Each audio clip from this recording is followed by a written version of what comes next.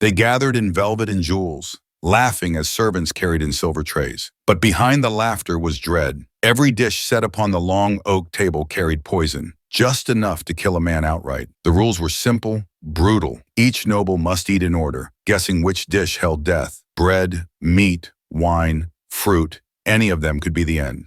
This was no ordinary feast. It was spectacle, a king's cruel entertainment dressed in ceremony. Each bite was a wager with fate. Refusal to play meant dishonor. Participation meant gambling with life itself. Eyes darted, forks trembled, and yet they smiled, masking terror with false composure. Some guests survived by luck. Others collapsed into their cups, choking as the hall erupted in forced applause. And in that deadly silence that followed, one question remained. Was survival proof of wit or simply mercy granted by the host? The feast was not born of hunger. It was born of power. A king, wrapped in his own sense of divinity, believed that death itself should dance at his table. He wanted to watch fear disguised as loyalty. He wanted to see who could wear the mask of courage while their veins filled with dread. The ritual began long before the food touched the table. Servants, many of them condemned prisoners, prepared the dishes under guard. They did not know which bowls were laced and which were clean. Poison was mixed with honey. Venom stirred into stews. Deadly herbs cut into sauces so skillfully that even the scent gave nothing away. The king's physicians designed it as art. Sometimes one drop, sometimes three, enough to stagger a man after several bites, making the guessing even more grotesque.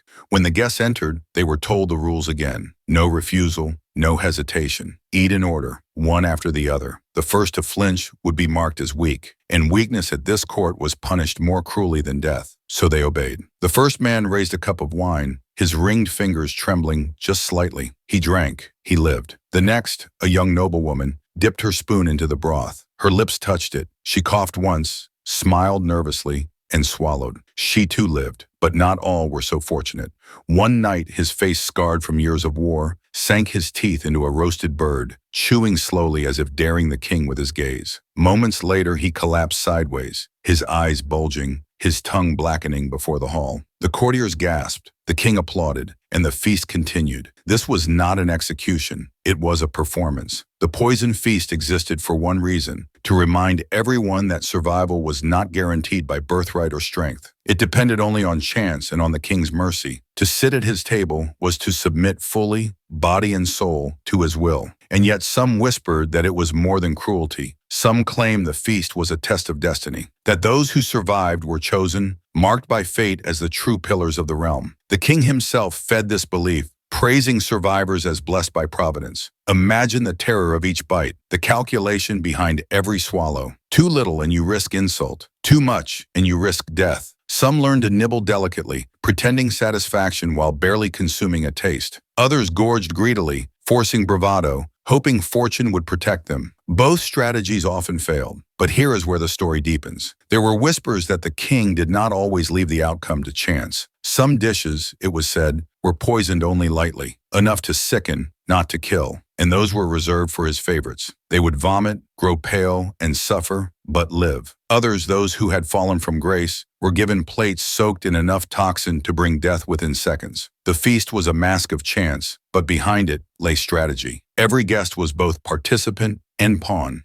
Records from the annals tell of nights where 5 nobles perished before dessert. Others where only one was chosen to die, the unlucky victim slumping forward into a golden plate. Each outcome was unpredictable. Each survival felt hollow. And yet, despite the horror, courtiers longed for an invitation, because refusal to attend was worse than death. It meant suspicion. It meant the king believed you guilty of disloyalty. And in a world where the king's glance could end entire bloodlines, one risked everything by avoiding his table. So they came, again and again, faces powdered, garments perfumed, hearts pounding beneath silk and steel. They sat, smiled, raised their goblets, and played the game, the king's game. But ask yourself, what happens when power demands blood, not for necessity, not for justice, but for sport? What happens when survival itself becomes entertainment, and the court applauds as men claw at their throats, convulsing upon marble floors? The answer is simple and yet unbearable. The feast was not about food, it was about control. To the king, every noble was nothing more than a dish upon his table, seasoned,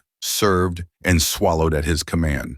And so the banquet continued year after year. Some lived, many died, and all left the table knowing the truth, that in this kingdom, loyalty was measured not by words, not by deeds, but by the willingness to gamble with death and smile as you did it. At first glance, the banquet looked like a contest of chance. A noble lifted a spoon, and fate either spared or claimed them. But beneath the laughter, the music, the glittering goblets of wine, lay a second game, one no herald ever announced, yet everyone knew. The poisoned feast was more than spectacle. It was a maze of hidden rules, and those who understood them survived longer. The first rule: watch the king's eyes. He rarely betrayed himself, but when a dish was carried forward, there was always a flicker, too brief for most to notice. A narrowing of the gaze, a twitch of amusement. Some courtiers swore that this was the signal that the king revealed the fate of the plate to anyone clever enough to see it. The second rule: the sequence of dishes mattered. Servants never placed them randomly. There was always a rhythm: safe,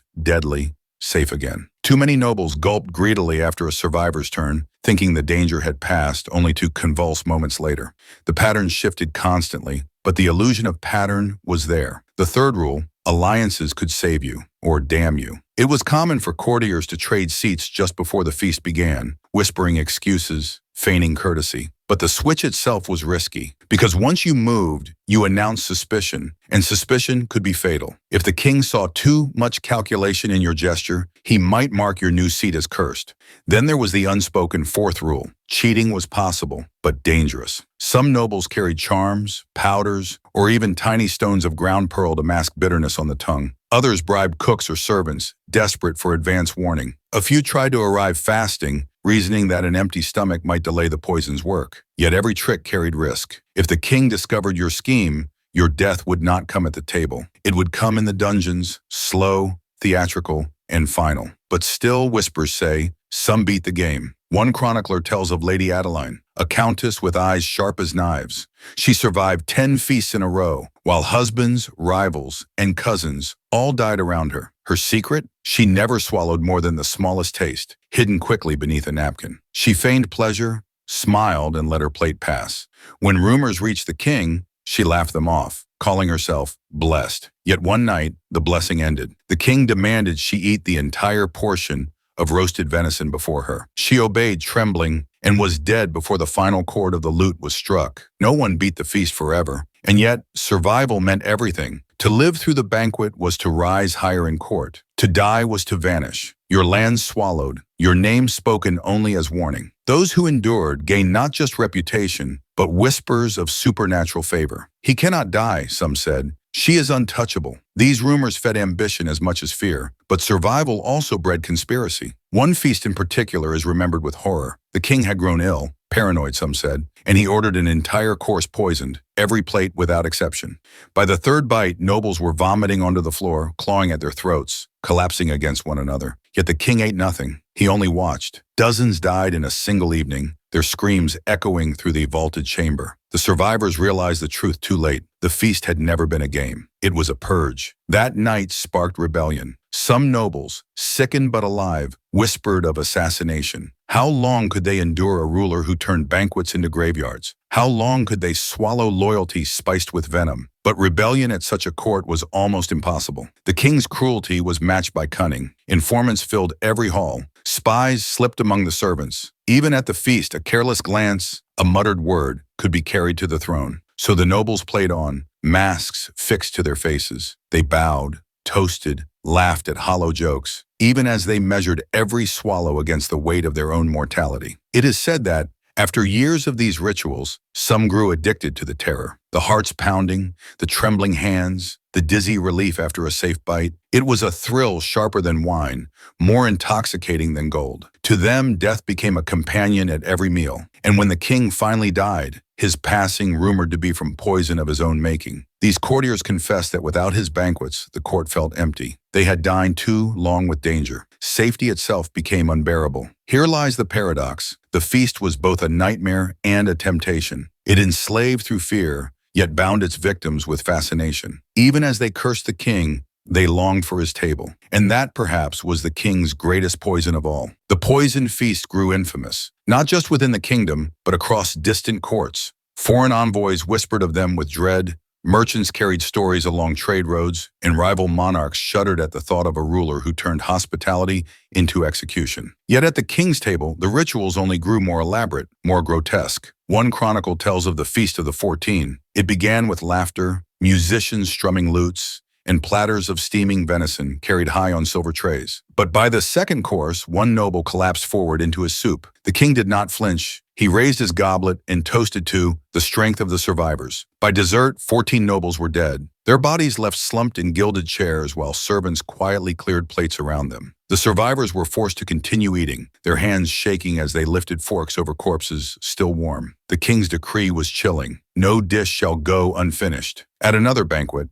poison touched only the wine. Goblets were filled and passed, and nobles drank as one, clinking glasses in the glow of candlelight. Moments later, screams erupted as the first victims fell. Some toppled from their chairs, others writhed on the floor. Yet not all goblets had been touched. The poison was scattered, selective. When the survivors realized it, suspicion poisoned the air more than venom. Who had been spared by luck? Who had been spared by design? But perhaps the most infamous was the Feast of Mirrors. On that night, the king ordered mirrors hung across the hall, reflecting every movement, every twitch of the hand. Guests saw themselves multiplied, their faces pale, their mouths trembling as they forced down each bite. Behind the reflections, masked servants moved silently, replacing plates, pouring wine, collecting bodies as they fell. Some nobles went mad that night, convinced their reflections lingered a heartbeat longer than they did, smiling with poisoned lips, even when their real mouths were still.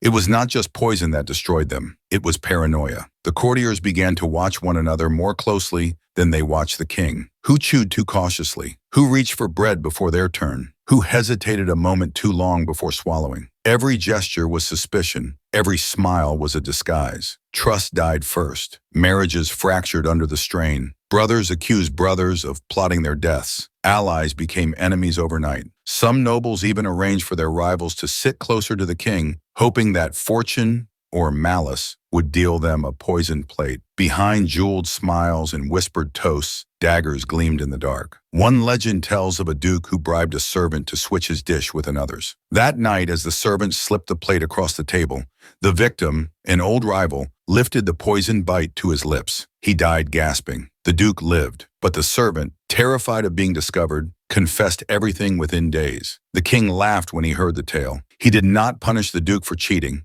Instead, he invited him to the next feast and ensured that every dish before him was poison. The duke died before the first course was finished. This was the king's true genius. He allowed no victory but his own. The feast was not only about chance or fate, it was about reminding everyone that no scheme, no alliance, no betrayal could outmatch the throne. But such cruelty has consequences. The longer the feast continued, the more twisted the courtiers became. Some grew gaunt, hollow-eyed, too afraid to eat even outside the palace. They picked at crumbs, tested every sip, and demanded tasters for even the simplest meals. Others descended into fatalism. They began to eat recklessly at the feast, daring the poison, laughing as their peers recoiled. "If death wants me, let it come," one baron cried as he devoured his plate. Minutes later, he was writhing on the floor, his laughter dissolving into shrieks. Then there were those who sought to master the poison itself. Some nobles kept physicians in their halls, experimenting with tiny doses to build resistance. Drops of venom mixed into wine, powders hidden in bread. They consumed death in increments, praying it would harden them. A few survived feasts longer than expected, but resistance was no guarantee. Each poison was different, each preparation altered.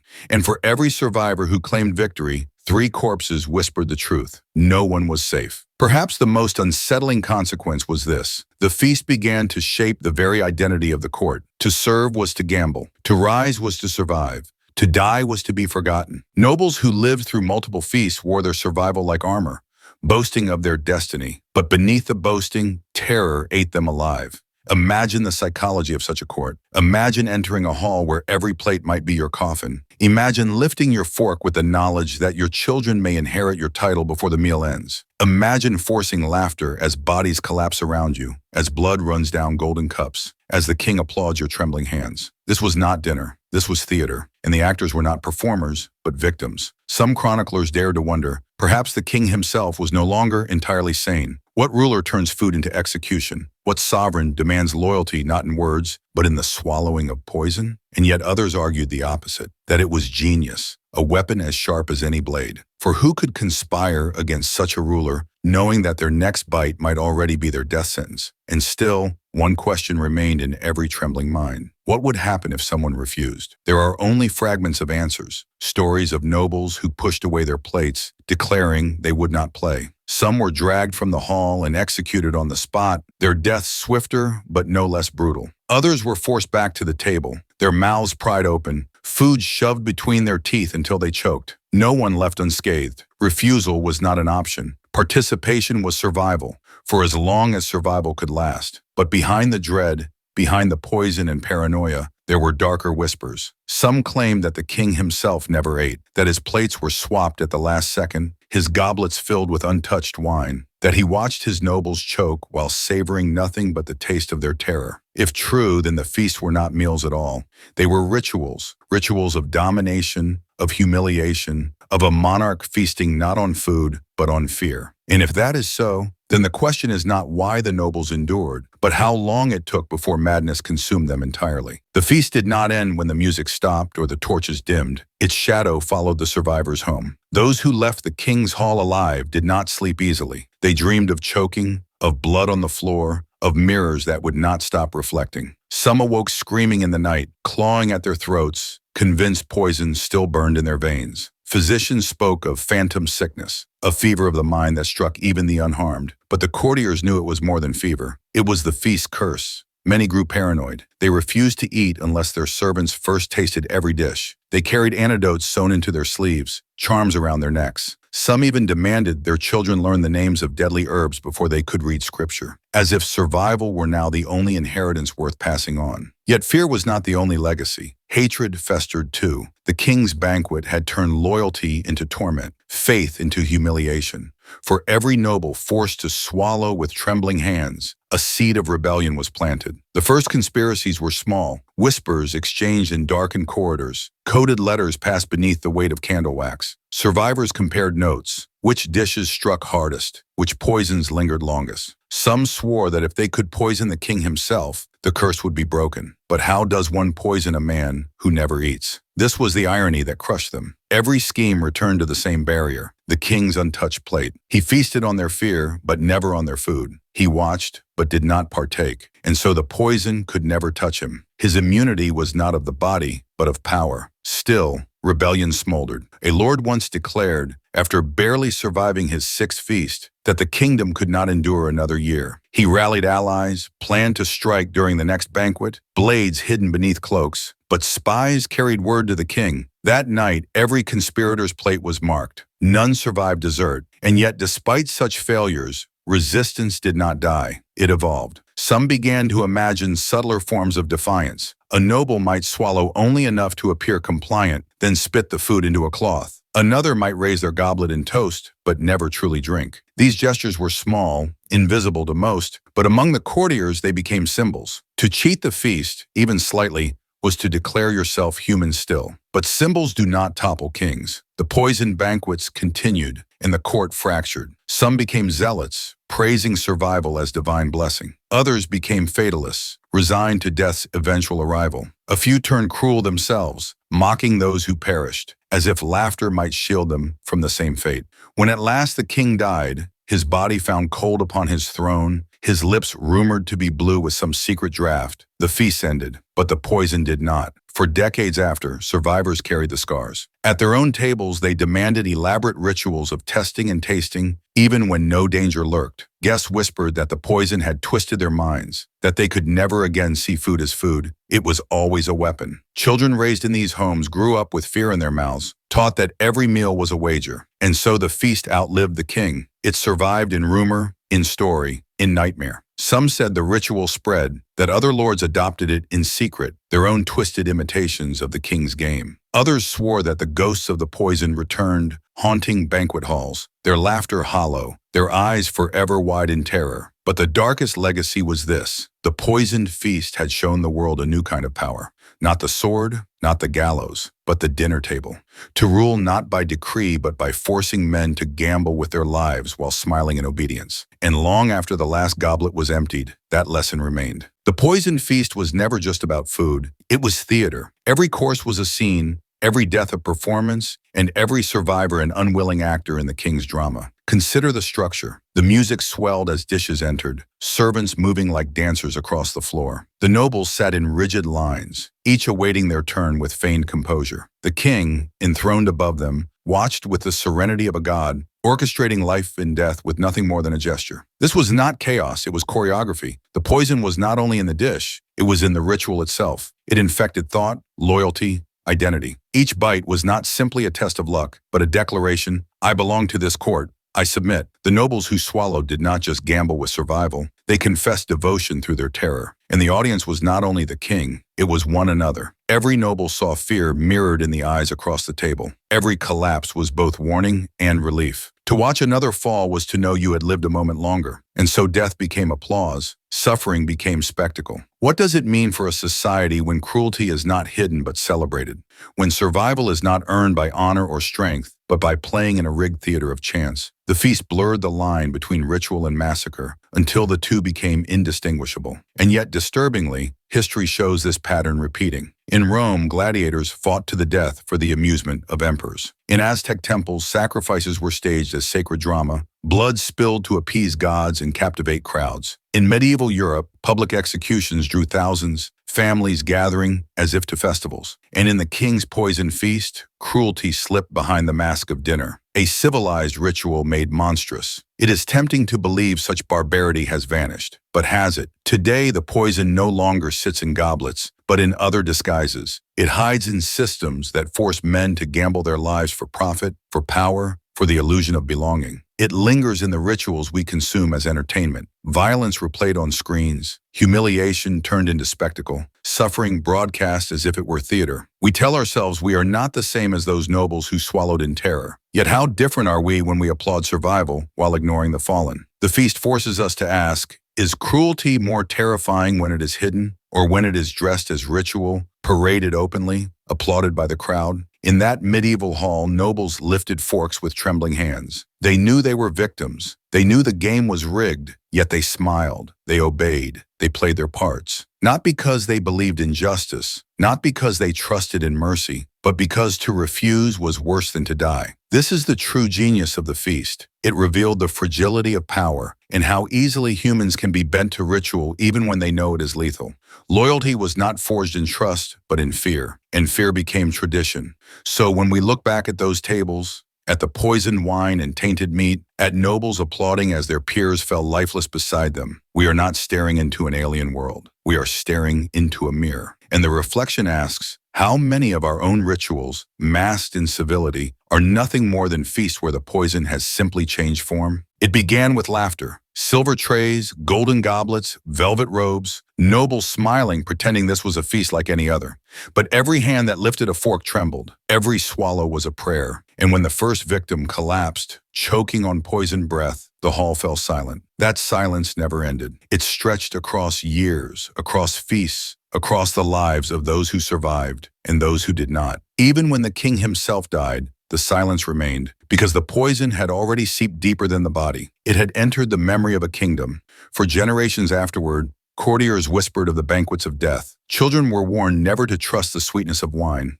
Servants told tales of nobles clawing at their throats as music played on. The feast lived on, not as history, but as shadow. And shadows linger longer than kings. Ask yourself, what was the true poison? Was it the venom hidden in food, quick to kill? Or was it the ritual that forced men and women to smile as they swallowed death? Perhaps the deadliest toxin was obedience itself, the willingness to bow, to eat, to gamble, to applaud, even when the game was grotesque. The nobles called it loyalty. The king called it entertainment. But history reveals it as something darker. Proof that power, when unchallenged, can transform survival into spectacle and death into theater. And here lies the final cruelty. Though the banquets ended centuries ago, their logic still echoes. Wherever fear forces obedience, wherever suffering is dressed as ritual, Wherever survival itself becomes entertainment, we are back at that table. We are lifting poisoned cups. We are gambling with death while someone watches and smiles. So remember the silence after the first collapse. Remember the applause after the last gasp. Remember the eyes of those who smiled while their hearts begged to scream. Because the feast was never just theirs, it was ours. And the question that should haunt us is not whether the nobles survived that night, but whether we too are still eating from tables where every dish is poison.